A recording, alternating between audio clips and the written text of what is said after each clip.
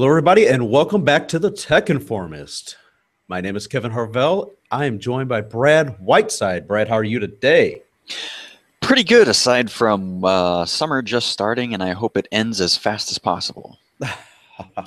No, you've got a few months of that to go. Yeah. Live it. Live it. So, Indeed. Welcome to episode 83 of the Tech Informist, recorded on Wednesday, June the 24th, 2015. Welcome, everybody.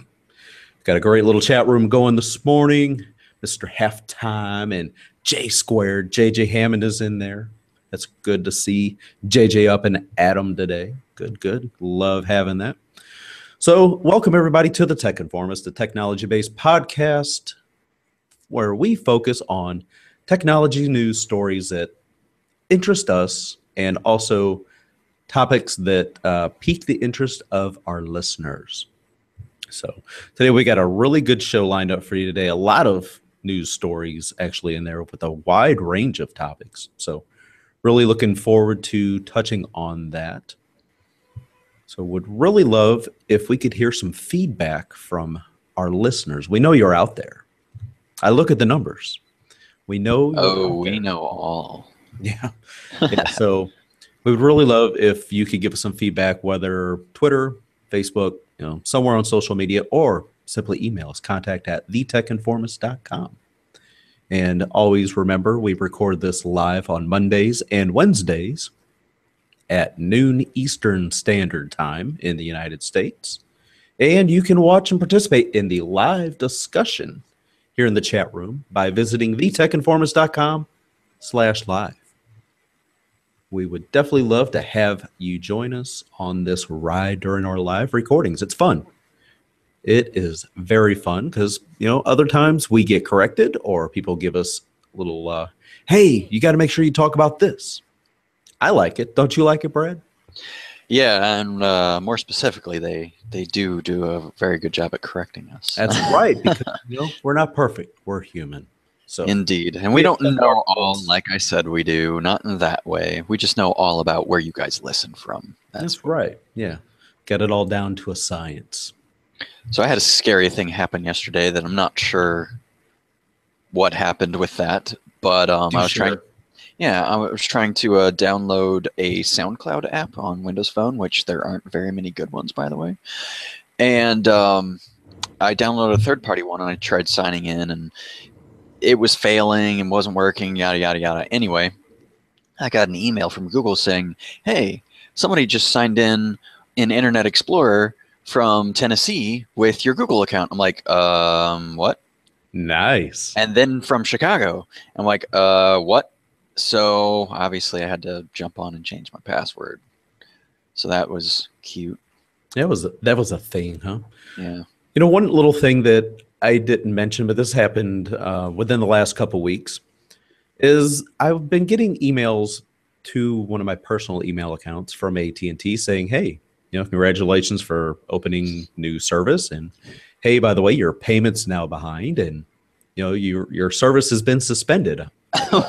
All numbers associated with this wireless account have been, suspended until, you pay the bill. And it said it was behind like $500 something. I'm like, okay, for one thing, I know our wireless bill is up to date. Two, the wireless bill goes to a different email address.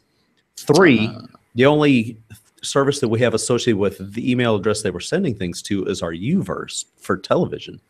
And I looked to make sure, looked online, hey, that bill's current too. So what the heck? Yeah, so I call in AT&T and kind of explain, and they're like, well, what is the last four of your social? I give it to them. They're like, well, that doesn't match what's on here. They're like, what's your address? I give them the address. I'm like, that's not the address that's on here. I'm like, so when? So somebody's playing you? Yeah, like when and where was this account set up? And, for security reasons, they couldn't get that information out over the phone. Oh, of course. Which I completely understand. But I'd called on Sunday, and it was like 6 p.m. or something like that. And they're like, you need to call back tomorrow during the hours of this time to this time and talk to the fraud department. So conveniently. Call back the next day, speak to the fraud department. And they're like, well, the service was opened at a Walmart in a completely different zip code in a completely different state than you're at. Yeah. And they're like, well, the good thing here is they're not using your social security number. They're not using your address. So they're not using your identity. It's just whoever was working at Walmart and probably setting this up punched in my email address by mistake. And it was probably supposed to be like .yahoo, at yahoo.com instead of gmail.com or something like that. Interesting. So probably just user error. I have something to say about that AT&T. Fraud doesn't wait. No. Neither should we. Right. Fraud doesn't wait. 24 hours a day. Now, for those of you that have been listening for a while, you may remember I had an Nexus 6 that I bought directly from Motorola. That you didn't get along with very well. Well, I got along great with the phone until, the back cover was kind of doing the pop-up because of the adhesive that they used originally was terrible. And the fact that the Nexus 6 gets so warm, the adhesive wore out and, the back cover was kind of popping up a little bit. So sent it in. I originally wanted to exchange it, swap it out, send me a new one. And of course they were supposed to be quote unquote on back order, but yet one day I looked on their Motorola website. I'm like, well, I can buy one. Why can't they ship me my replacement? So I called back again and like, well, we can't send you out a new one from that because it's totally different, supply chains and stuff like that. At that point, I was just too frustrated. I said, you know what? I just want to return it. I want a complete refund. So they set it all up to where I could send it in, get a refund. But they received it on February 16th. I'm still waiting for that refund. I called again on June the 1st. And, I was like, you all are completely incompetent. Everybody that I spoke with cannot do their job properly. Well, did you ever receive your credit back for the $500 deposit for the swap, which they put a temporary charge on your credit card if you need to exchange a phone to make sure that you're going to send the defective one back. Right. I'm like, they never even did that.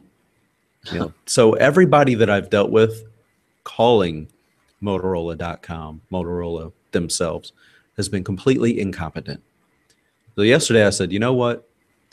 I just called my credit card company and said, I need to open a dispute. I've got all the documentation. They received it on this date.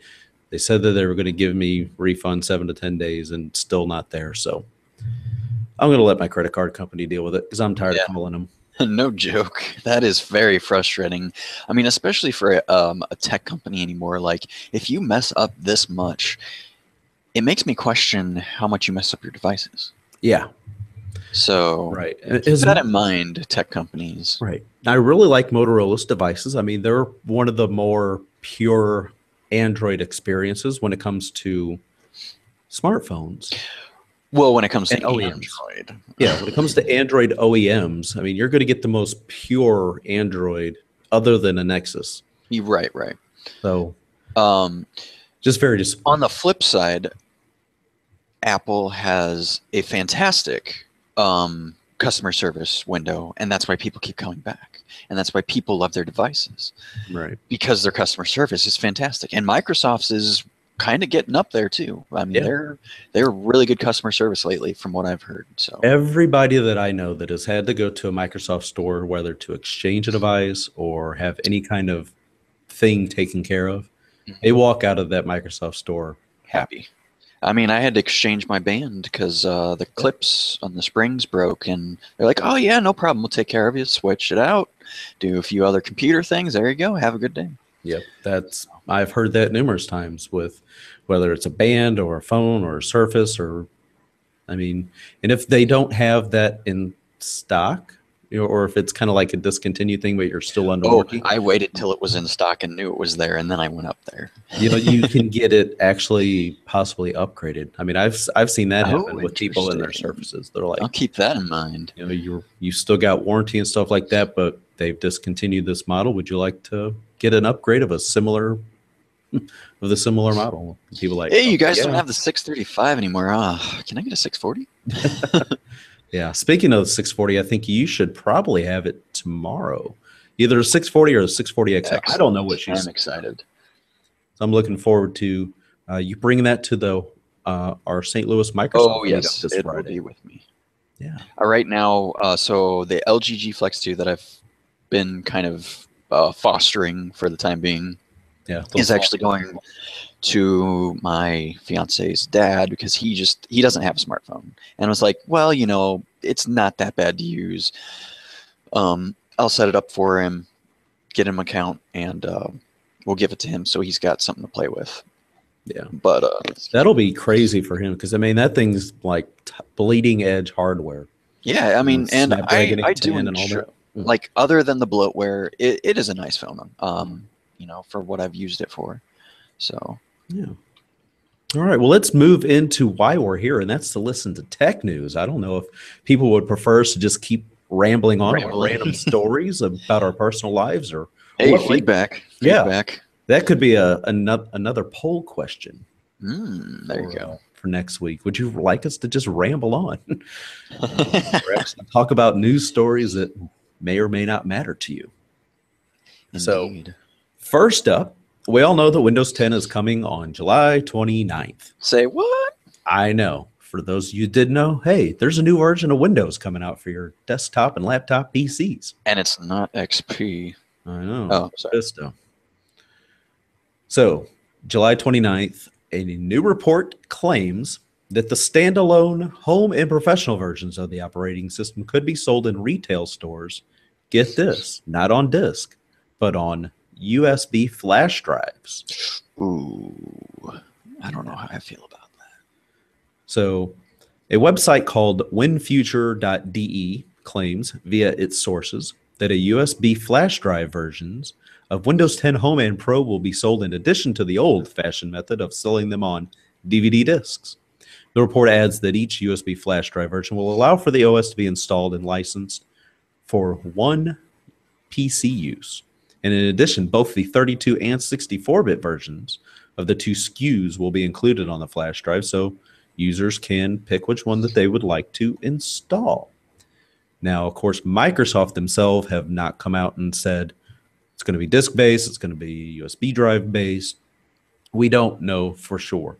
But to this point, I almost wouldn't be surprised if they didn't do it that way, just because, packaging would be a lot smaller, be a lot easier to do, quick, probably really quick to make, and flash drives are so cheap. All they'd have to do is probably put it on I don't know if they'd be able to get away with a 4 or if they'd have to bump it up to an 8 gig flash drive for that. Probably 8, just because both are on there. But, okay, so this is why this kind of scares me. Mm-hmm. There have been instances where flash drives carry bad things like malware, viruses, unintentionally. No. And that kind of scares me that, they would be doing that. But of course, if it's directly from Microsoft and not from like one of their partners or something, then I wouldn't be as scared about it. But I don't know. That sounds like a whole nother, it's a good idea in one aspect, but it's an idea that you need to proceed with caution, I think. And in the era we live with, nobody really uses optical drives anymore. I can count on one hand how many times I use it in like a month, Yeah. I don't own a portable computer, whether it's my MacBook or my Surface or another laptop. They don't have optical drives. I use an external DVD drive if I need it. Yeah, and if you need it, exactly. And I don't know, I would rather have a thinner device without the optical drive because I just don't use it enough. Right. I'm not in the camp that, if it's there, I've got it. I know I won't use it because I barely use it on my tower. And so, yeah. But in regards to how it might come packaged, I feel that it's just going to be how Windows 8 was, where you just kind of go to the store and when you buy it, it's just like a little card and it's got you scratch off the thing and it's got the code, you put it in on the website or online, and boom, Windows 10 is downloaded. Yeah. Well, I will go ahead and say that, and I already kind of told you this before the show started, that I took my Surface Pro 3 back to Windows 8.1 last night. Well, actually today, because I was downloading the Surface Pro 3 image from Microsoft last night. So, because I mean, yesterday there was some firmware updates and stuff like that came out for the Pro 3, but the Windows 10 build of 10.130 would not see the firmware updates. So I'm like, I'll just go ahead and take it back to 8.1, get the firmware update done. But if Microsoft is going to do that about selling this, like you were saying, with a card and a code and stuff like that to just download it, they're going to have to beef up their servers, because downloading the Surface Pro 3 image last night from Microsoft was slow. I think in a way that kind of tips us as to how many Surface Pro 3s could potentially be in the wild.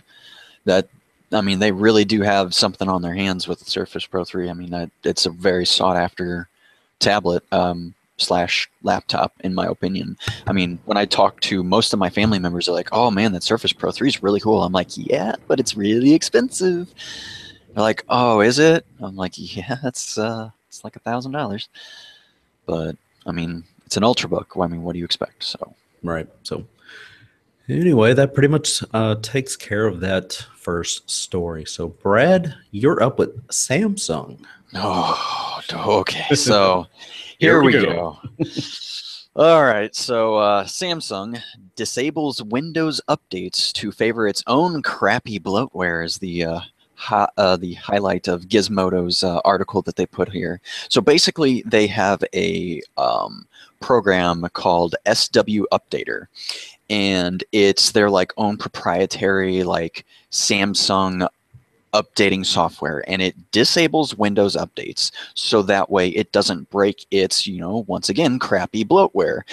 And I am really, Samsung just gave me another reason not to buy something from them. I feel like this is dangerous for your computer's sake. Right. That you know, updates they just shouldn't be an option, which I'm kind of glad they're kind of not in Windows 10, depending how you update it or upgrade to it. As Leo Laporte would say, if you don't do your updates, you're kind of doing a disservice to everyone around you, because then your computer can be infected, which can infect other computers. That's not good. No. I mean, updates are put out there to fix problems, and you know, you should check on them regularly or have your system do them for you. But if they're disabled, like they are in Samsung's case, you can't. And number one, you know, I absolutely dislike bloatware and crapware, as I like to call it. And this is just this is not good. I don't know. I am at a loss of words, because this is right on the heels of, you know, Lenovo's little like hiccup that they had, or whatever they call it. Yeah. So not good timing to find this out. I know a guy here at the place that I work out of. You know, he's got a Samsung laptop, which it's a beautiful looking machine. It's really thin, battery life's great and all. So I'm gonna have to ask him and have a look at his machine to see if it's actually still getting Windows updates and stuff like that, because that's pretty bad. Yeah, I would say that if you buy a Samsung laptop, for the love of God, buy it from the Microsoft Store. So you get a clean install of Windows 10. Because basically what they do is they take the computer, they take it out, they wipe it of everything that's on it, and they just load it fresh with Windows 10. Or not Windows 10, but Windows, whatever the current Windows is. So in this case, 8.1 right now. Correct. But that's... best experience. See that? Okay, that's my other point that I forgot to touch on. This is probably why people have terrible experiences with Windows, because Lenovo, Samsung, Asus, Dell, when you buy a laptop, HP. Dell, HP, they put all this junk on your computer that they think, oh yeah, the customer absolutely wants this. No, they don't. No. It's terrible. I have 10 other programs can do this way better, and guess what? I don't have to pay a monthly fee for them or something else. This is part of the reason why when people have terrible experience with Windows. And I feel like if we start chipping away at that and, you know, like start slamming like Lenovo and Samsung for these terrible ideas, they might cut back and stop doing that. Yeah, so it is terrible. Yeah. as you can see, I'm very passionate about this kind of thing. So. Yeah, you are. Goodness gracious. I didn't know that about you. Yeah. Surprise. Yes. So yeah, that's my end rant for the day. But Okay. yeah. So I'm quick clarification about one of the stories that I mentioned on episode 82 about the Windows 10 and who's going to get it, stuff like that. Right. That is, everybody will be able to get that if you install a Windows 10 preview, sign in with the legit Microsoft account, and you have to opt in for automatic all updates. If you don't opt in for, automatic future updates, then within a certain amount of time, your license will then become invalid. So I can still, now I'm just hypothetically. Okay, hypothetically. I can still jump on my old 10-year-old Dell laptop. Yes. Go into the preview program, put Windows 10 on it, and then just opt into all the updates, and I'll get Windows 10 on it. That's true. Yep. That is excellent. Clarification on Gabeall's post on the Microsoft blog. So I am definitely going to do that. So if anybody was confused about the story that we talked about on 82, there you have it. There you are. Just something I wanted to throw out there. Oh, for people who don't know, like me, how would you go about downloading a Windows 10 preview? We can put a link in the show notes, but you just simply go to, I guess we go to Microsoft.com and it will, there should be a link there somewhere. Yeah, it should kind of explain, hey, would you like to try out Windows 10 or something like that? And then you just download the ISO and put it on a flash drive. They've got it pretty much dumbed down for everybody. Even whenever I was doing my Surface Pro 3 update, or not update, but re-imaging, just download the image file, format a thumb drive, extract the files, copy them over to the thumb drive, and boot to the thumb drive, and it walks you through it. All right. Sounds good. I'm going to have to test that out because that just really... Speaking of XP, I know you've got a story coming up about that. Yeah. And actually, Halftime mentions that you also need to have had a genuine license of Windows previously installed. Actually, Halftime, that is not true. I mean, before, they mentioned that that they were thinking that's what you're going to have to do. But no, the most recent clarifications are that you will not have to have had, whether it was XP or Vista legit. So I'm wondering if he means like a genuine license from those even. No. No? No. Huh.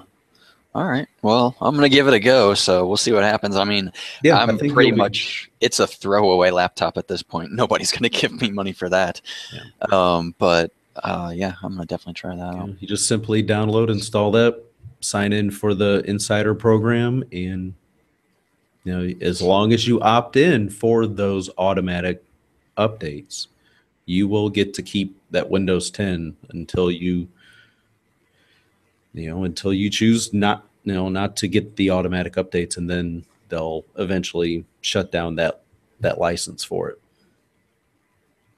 Yeah, but go ahead and moving into more of these updates and stuff like that.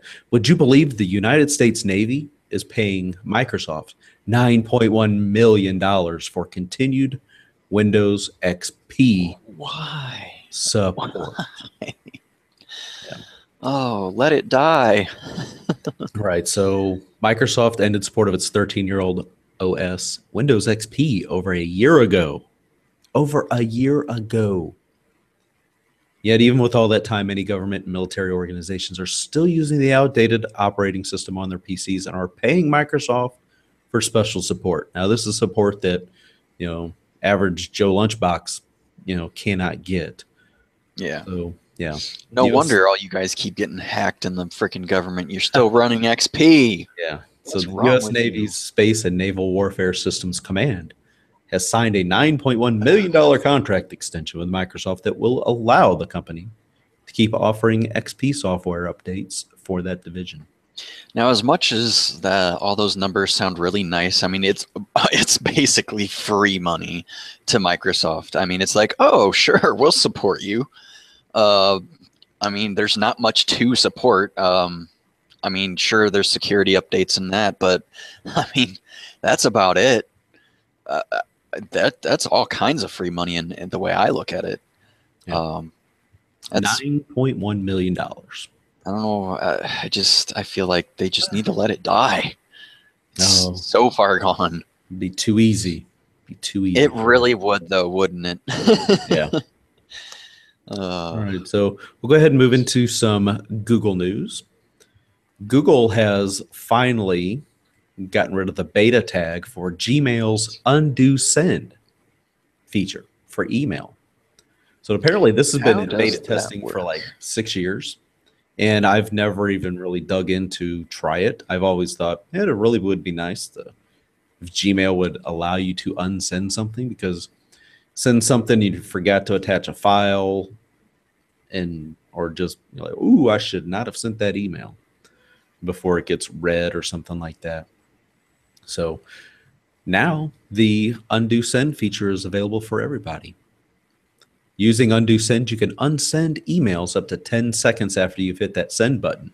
For those that have the option enabled, Google will delay sending the mail until after the 10-second cancellation window.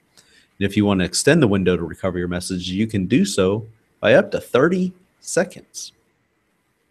So just go into your Gmail settings and look for the undo send option in the general tab. There you go. So what happens after 10 seconds? You can't unsend it. Oh, well, that's not good. What if I'm half an hour later, I'm like, oh, let's see. Oh, crap, I forgot. Yep. Well, apparently the max you can do is 30 seconds. So you can set it up to 30 seconds, not up to 30 minutes. So interesting. Right. Well, I mean, it's a cool feature. I'm very, very particular when I try to send like emails, text, anything like that, because I feel like once you send it, it's done, it's gone. You screwed up. Yeah. If you got to do your Santa Claus, check the list for, double check. Sure.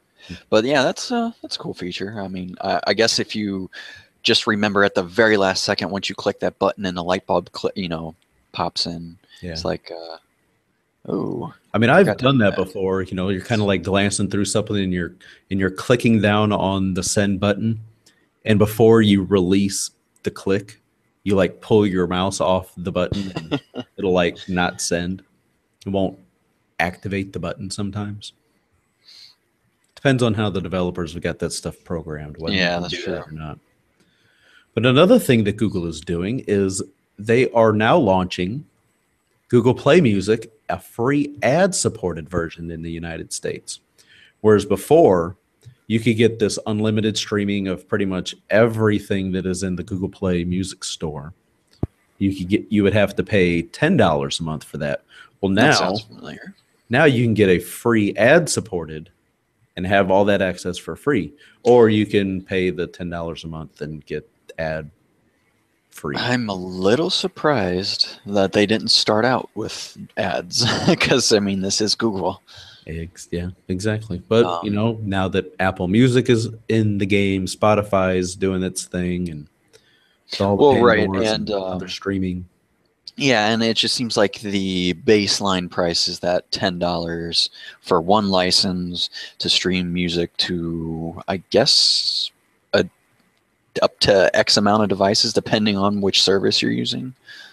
Yeah, I'm not sure how that works. With Google, you're limited to only so many like deactivations per year of devices that you can deactivate that on. Because I mean, I know it's one of the big things, like what Phil Nickinson and Andrew Martinick over at Android Central always talk about is, we're reviewing a lot of devices, and I just don't set up Google Play Music on these devices that I test, because I don't want it to count against my device limit, because you can only deactivate so many devices. That makes sense. Yeah. So I have kind of a saved build of Windows Phone just simply for like my test devices, because it's the same as my 635. Okay. And so every time I get a new one, I just automatically re-download that and put that on there. Because I feel like most of what I do on a phone is all in that, minus all my like basically unused apps that are on my 1520.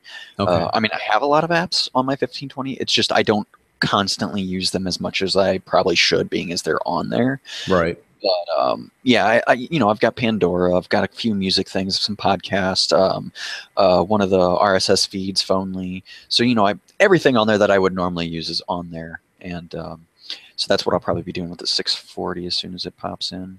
Nice. So. Sounds fun. And another thing with the Google Play Music, you can upload up to 50,000 songs from your own personal collection. So the majority of people probably don't have that many songs. I don't have 50,000 songs. I've got like 4, maybe. I want to say in my collection, things that I've downloaded over the years, and my CD collection when I went crazy buying stuff in the late 90s, I'm probably in the 20-some-odd thousand song range. But I would say most people your age are somewhere in that range. Yeah. And I mean that in a good way. Yeah, I know what you mean. I'm old. Yeah. So also for the $10 a month subscription to, besides eliminating ads, you also get offline and background features for YouTube music videos. So you get a little bit more for your money, but you got to decide, is it really worth the $10? I mean, I don't know. Yeah, I wish I could get every song available on Xbox Music, because there are certain CDs or albums or what have you that I have on my iTunes that I have ripped from somewhere that you just can't. I can't even get them in the iTunes store if I wanted to. Right. Because if that were the case, I'd stop trying to keep up with my my libraries, and I would just subscribe to Xbox Music because it's so much easier. Right. It really is. Yeah, that is the downside. I mean, it took so long for the Beatles to become available digitally, and I mean, they're only available on Apple. So yeah, that's just the nature of the game these days. So go ahead, and speaking of Apple, talk about this iOS 9 store you mentioned. Yeah, so if you all remember, when iOS 8 came out, there was kind of a big file size in order to download it. And for most people who get the baseline iPhone, that was an issue because it was like 4.6 gigabytes, which is a pretty good chunk if you're only rocking an 8 gig or a 16 gig or something like that, and you've got like either a lot of music or photos or whatever else that may be. Well, in iOS 9, it looks like they're trying to help you with that. And in doing so, there's an option that will allow app deletion. Now, while this might be kind of good, there could be bad implications of this, like if it, let's say, deletes the wrong apps that you can't maybe save or back up certain things to. That could be bad. Right. But if you do choose to do this and it does work out good for you, they reinstall the apps based on you having free space after the fact. So, it's a fix in a way, but I feel like I'm not too sure how they're gonna go about this. I'd like to see this implemented. Like I'd like to see a video, I guess. Like, hey, this is how this works, and show us and speed up time so I don't have to sit through the download process, and then show us how the app deletion works. If you choose, if they choose. From what I understand, it's a temporary deletion. Well, right, but what if there are certain apps that you can't, there's no way of backing up the data on that app. So even if it was a temporary, if you delete it, your progress or whatever is in that app is just gone. Well, just for example, say an app takes up 75 megabytes of space on your device when it's installed. If it does the temporary deletion, it might, and then whenever it's installed, well, okay, so stick with the 75. And whenever it temporarily deletes, it takes off 70. So leaves 5, which is, any kind of, saved data. Yeah, saved data. Okay. I would think that's kind of how they're looking to make this work. All right. Well, that would make me feel a little better inside, I guess. And I mean, not to mention that iOS 9 is going to be a smaller install. I mean, they Which made is mention good. of that at WWDC that, we've heard you, people, and this update will be smaller, more streamlined. That's good. That's good. It seems like with every iteration of the new platforms now, they just keep getting smaller and more efficient, which is good. Like Windows 10, iOS Right. 9, Android M even is starting to go that route in a way. Well, that's what you would expect. Yeah, exactly. And I think, going forward, any hardware we've used from 10 years ago could still potentially work with these devices when it comes to, I guess, more computers than anything. Phones is a different story. 10 years ago, I don't think there wasn't an iPhone. So, yeah. All right. And since you are the game master of the show, go ahead and start talking about some of these other stories you got thrown in here. All right. So, Microsoft's doing a few cool bundles right now, and one of them is the Battlefield bundle, which includes Battlefield 4 and the brand new Battlefield Hardline for like $60 for both of them. Pretty cool bundle. And then they also have another bundle called the PopCap bundle, which PopCap makes things like Plants vs. Zombies, Peggle. See what is included. Let's see, Plants vs. Zombies Garden Warfare, and then they give you some coin from, like, I guess, in-app purchase kind of thing. Then there's the Peggle 2, and looks like you get all the DLC for both of those. But that one I want to say is $30. So like 15 per game or something like that. Yeah, it's not bad. I mean, I've watched videos on Plants vs. the Garden Warfare, and it actually looks like it'd be pretty fun. It is $30, and yeah, it's it's fun, especially if you've got kids. Mm-hmm. It's kind of a shooter they can play, which is not over the top with silly graphics. and Yeah, it's more silly humor and things like that, and I think that's the point. That they're kind of catering to that arena, so maybe one day they might grow up and play Battlefield. right. But so they've got those two bundles going on, which is pretty cool. And then also, Xbox One is getting a limited edition Forza Motorsport 6 Xbox One console, which is the reason I think this is really cool. So it is kind of designed after the brand new GT40 on the cover of the Forza 6 Motorsports, coming out this fall, September 15th. Well, not quite fall, but you know what I mean. Close. And yeah, close enough. It might as well be fall. It's September. Yeah, it's like a week away. Yeah. And so it's blue. It has racing stripes down it. It has Forza logo on it. It has the original Forza game release date on the side of the console. It was like September, no, it's like 2005. I forget what the date was, but it has the 2005 and the date for the first game, and then the button in which you turn the Xbox on. And Microsoft's pretty good about doing things like this. It has the start-stop button, like the push starts on cars, if you've seen those. Mm-hmm. And when you click it, it doesn't make the twinkle sound that the Xbox One makes. It makes more of it's starting the GT40 and it revs up, which is awesome, especially if you're a car guy like me. And then you also get the brand new controller with the 3.5 millimeter head jack, and it is a 1 terabyte console. All that can be yours for $400. Right, which is the price of a standard.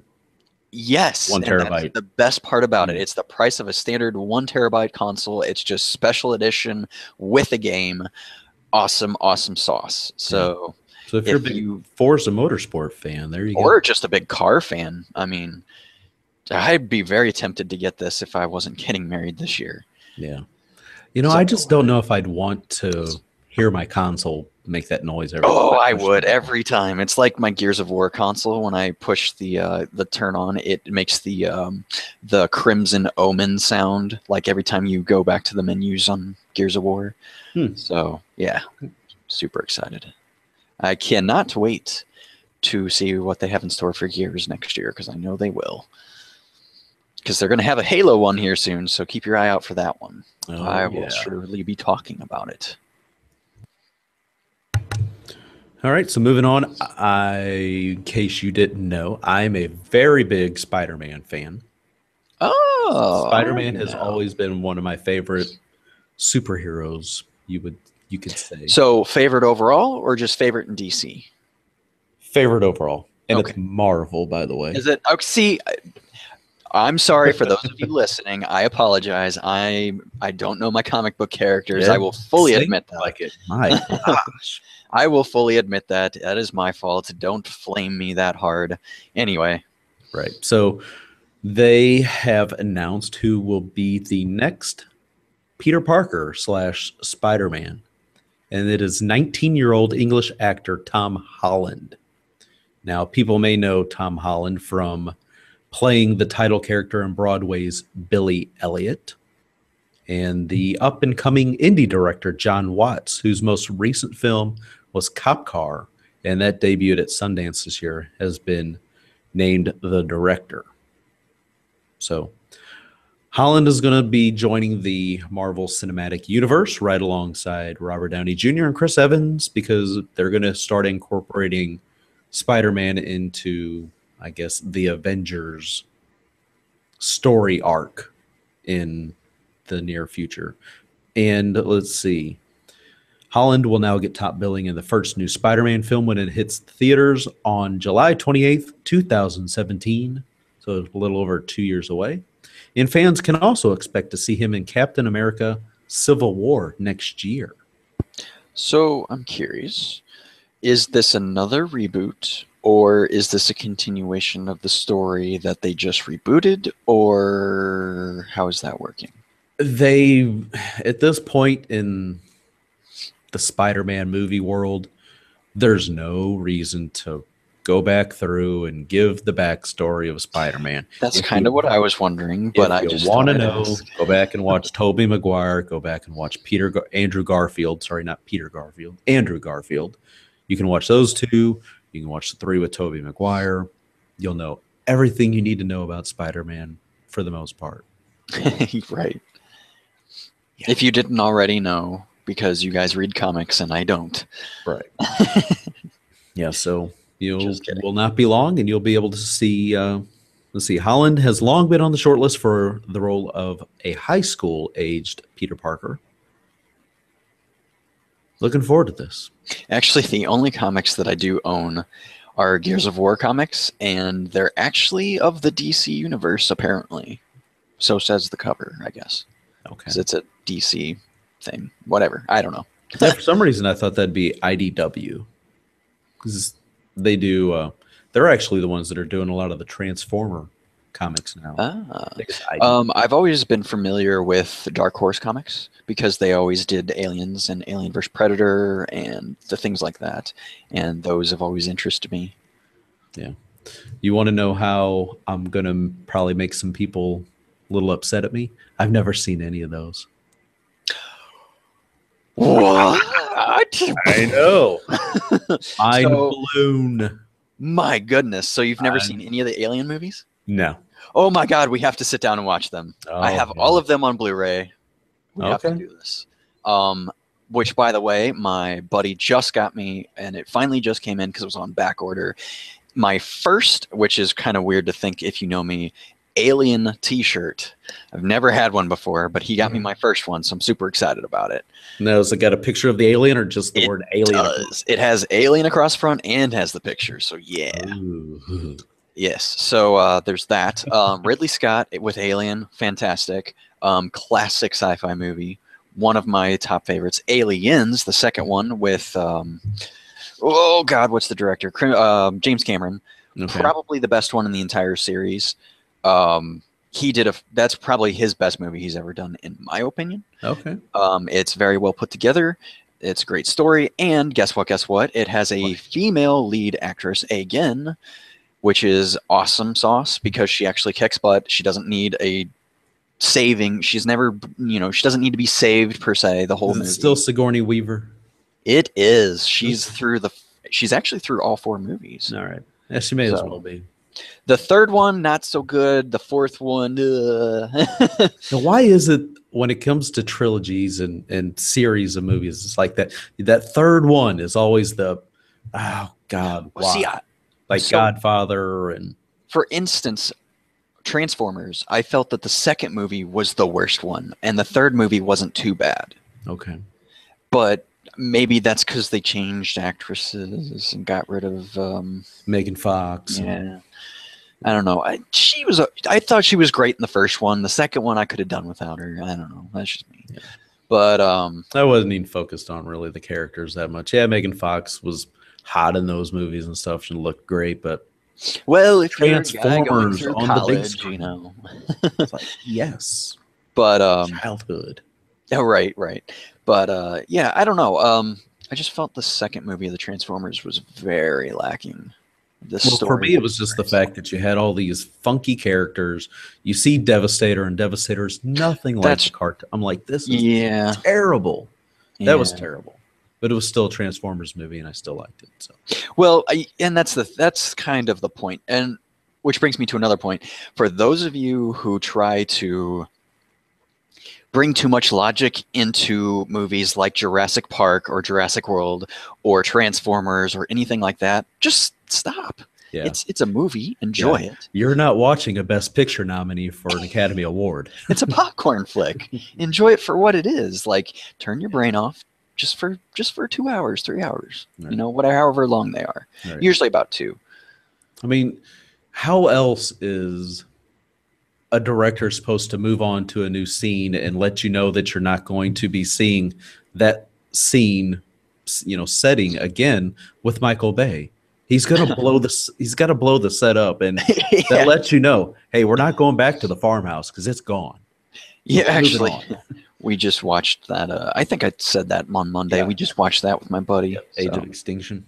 Yeah, it's okay. It's the way it is. It held up for what it was. It didn't have as many of the dinosaurs in it as much, or Dinobots in it as much as we would have hoped for. But it's not that they weren't in it. It's just they weren't.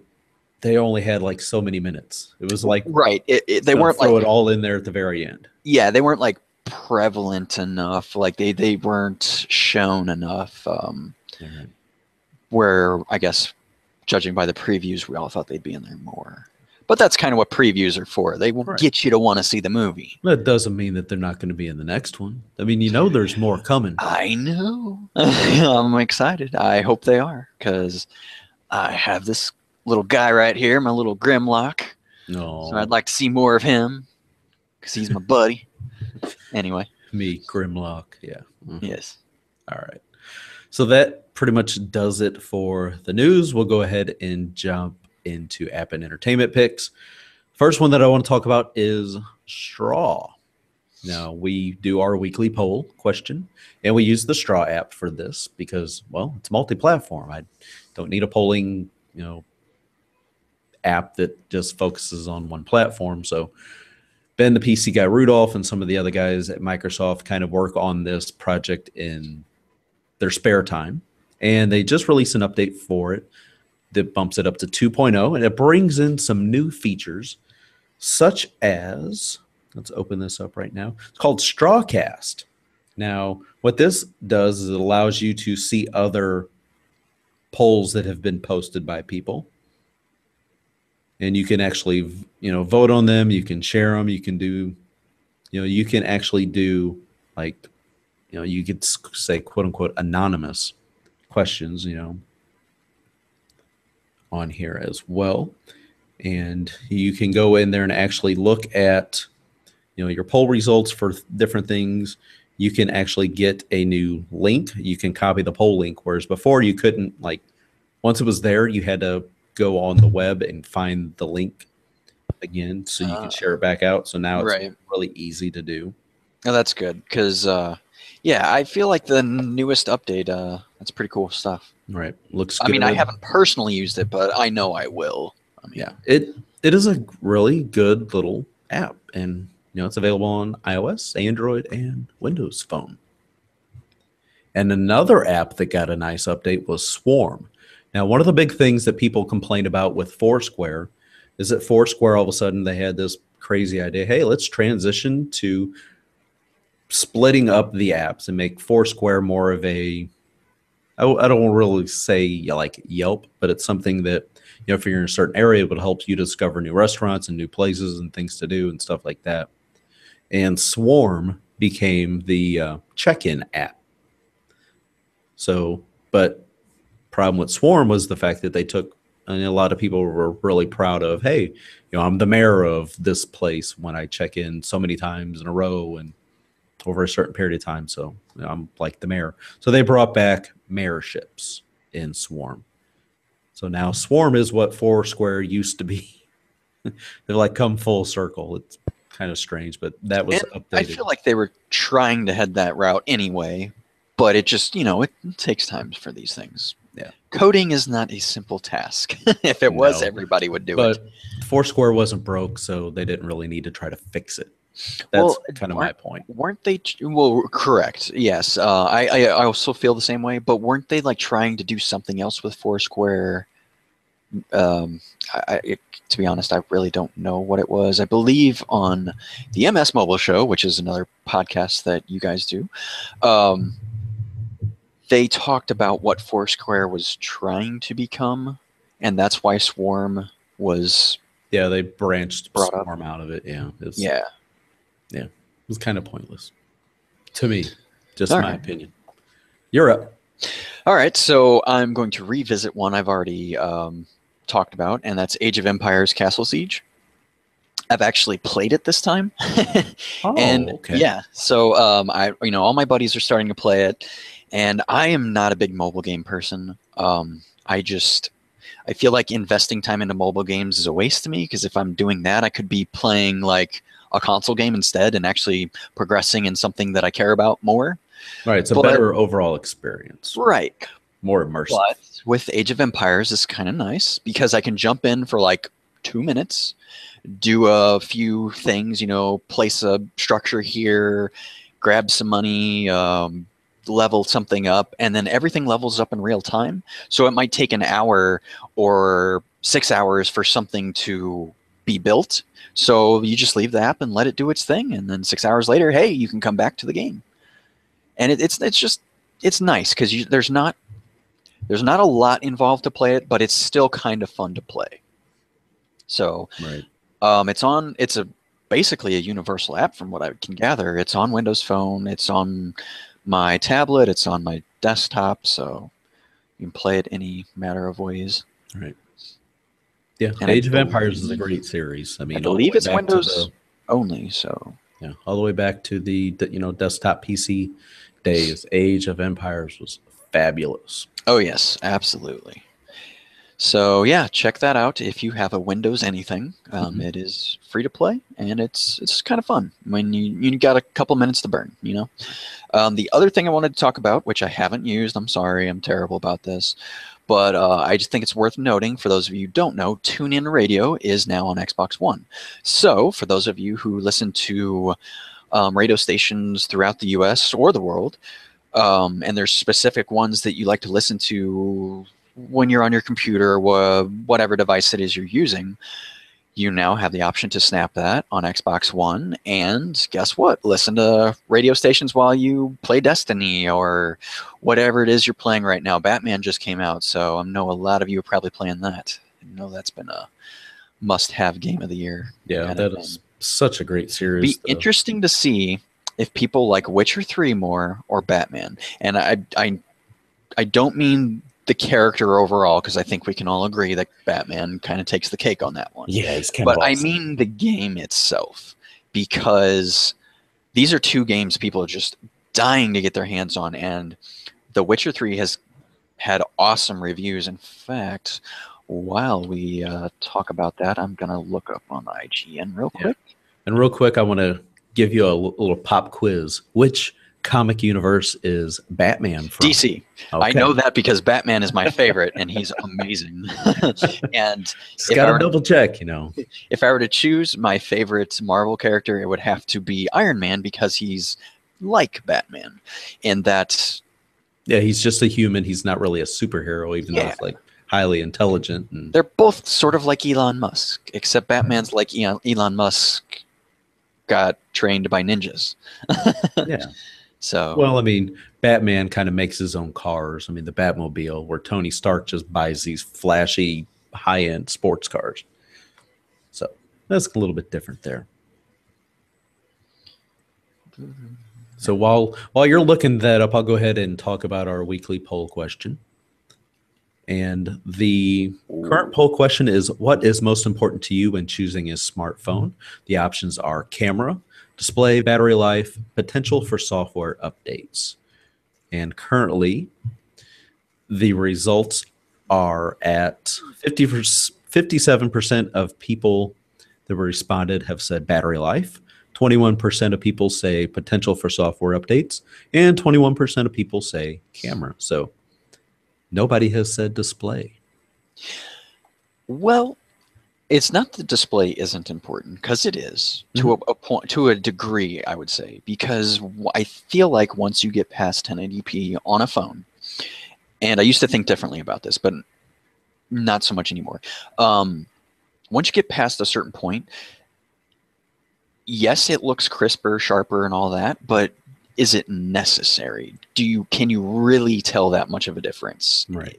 Some people can, some people claim they can. I just feel like, I don't know, 1080p is a good point, and once we get to a point where we can be more efficient with our pixels and they don't chew up as much battery, then yeah, maybe we'll step it up to 2K or 4K or whatever. Yeah. So I'm really surprised that as many people have voted for potential for software updates.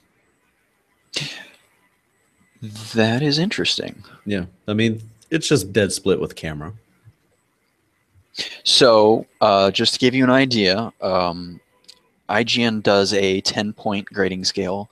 Right. And I didn't read through the review. I didn't, get all the nice juicy goodies that they're, really good about putting in there.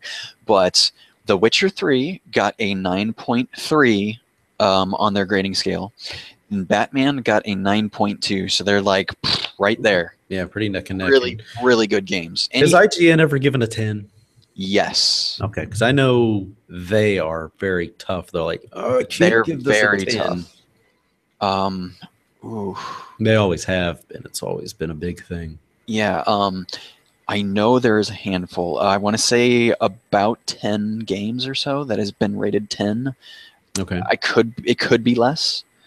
I'm gonna try to find that real quick, but I just feel that's really interesting that they're that close, right? Especially for being games that they've just been waiting. People have been waiting for. And what is Witcher about? I mean, what is kind of like the premise of that? Is it a third-person shooter, first person, or what kind of game? It's a third person, and let's see, that might be it. It's a third person, and it is like very fantasy driven. It's close to, I want to say, what Dragon Age? It's like Dragon Age and Skyrim, and they slammed them together. Okay, so kind of medieval kind of stuff. Right, medieval with a lot of fantasy elements tied into that. So, all right. But I am trying to find game reviews. And while you're doing that, I'll go ahead and throw out some little business. Again, we thank everybody for watching the episode. We love each and every one of you. We would love to hear from you, though. We try to kind of, I guess, put ourselves out there a little bit. Well, we would love to hear from you and interact with you and build a stronger community. So, email us or, comment and, just leave us little feedback, stuff like that we want to hear from you guys. We love interacting with everybody and stuff like that. So, whether it's Facebook or Twitter, whichever platform is your purpose, or if you have some things that you wish we would do a little bit more of, do you think we should Periscope more? Would you like to see us do some Meerkat? Let us know whether we're going to do pre-show stuff or, post-show discussions. We'd love to hear some suggestions and things that you might like to see us do. You can, just reach out. We're pretty open about all that stuff. So, we like to interact with people. You can always find me on Twitter at Kevin Harvell. That's KevinHarvell. And Brad loves to be on Twitter as well at holy_shadows. So HOLY_shadows. SHADOWS.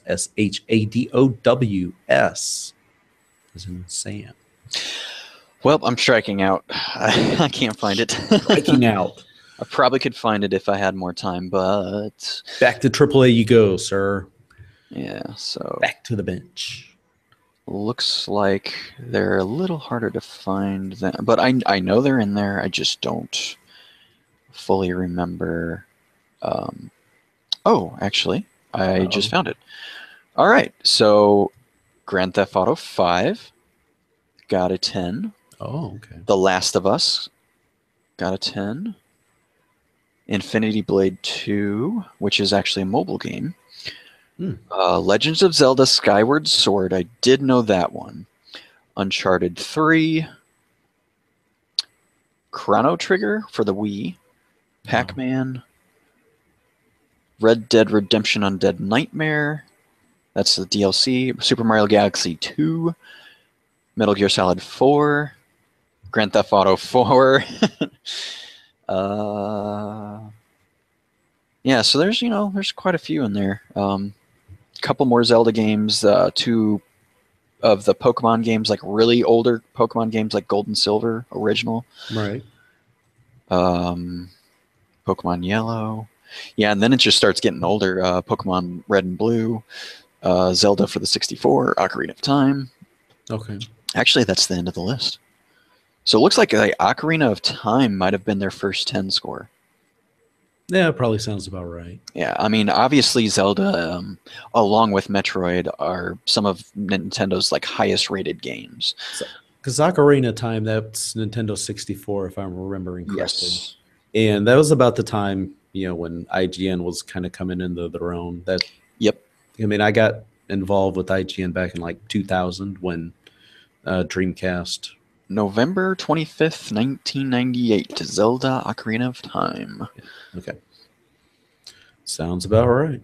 And then that following year, June 23rd, 99, was the Pokemon Red and Blue version. And I do remember going to the store and getting that. Oh boy.